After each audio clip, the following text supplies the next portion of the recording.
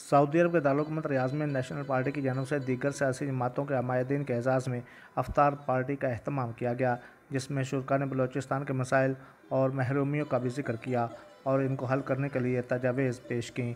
National party की जानिब से मुनक़दा अफ्तार पार्टी की तकरीब से मुक़र्रीन ने इज़हार ख़्याल करते हुए कहा कि बलूचिस्तान की आवाम क़याम पाकिस्तान के बाद से अब तक बुनियादी सहूलियात से महरूम रही है, जिससे महरूमियों में इजाफ़ा हुआ है। बलूचिस्तान को मुसलसल नज़रअंदाज किया जा रहा है। मौजूदा हुकूमत भी अपने वादों के बरखिलाफ बलूचिस्तान में हालात को कंट्रोल करने में नाकाम हो चुकी है। नेशनल पार्टी सऊदी अरब के ऑर्गेनाइज़र हफीज़ बलोच ने कहा कि क़याम पाकिस्तान के लिए बलोच रहनुमाओं ने भरपूर किरदार अदा किया, मगर बलूचिस्तान को ऐसे बेशुमार मसाइल की अमाजगाह बना दिया गया है।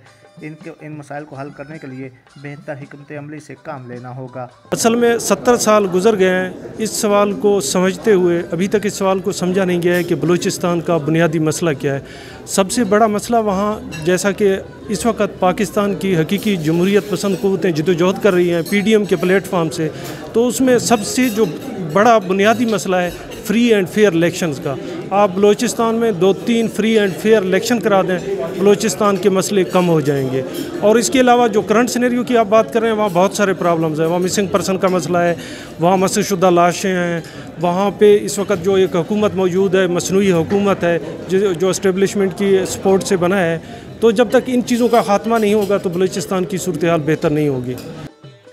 तकरीब के दीगर शुरका में डॉक्टर सैयद मुजम्मिल शाह, खालिद अकरम राना, मौलाना अजीज़ रहमान दुरानी, राना अब्दुल रऊफ, ज़ाहिर लतीफ़ संधू, मुमताज़ खान, प्रोफेसर अवैस और दीगर ने कहा कि पाकिस्तान की तमाम मकाइयों को यकसां हकूक़ देकर सियासी इस्तेहकाम लाया जा सकता है। बलूचिस्तान पाकिस्तान का अहम तरीन सूबा है। इसकी तरक्की पूरे पाकिस्तान की तरक्की के मुतरादिफ है।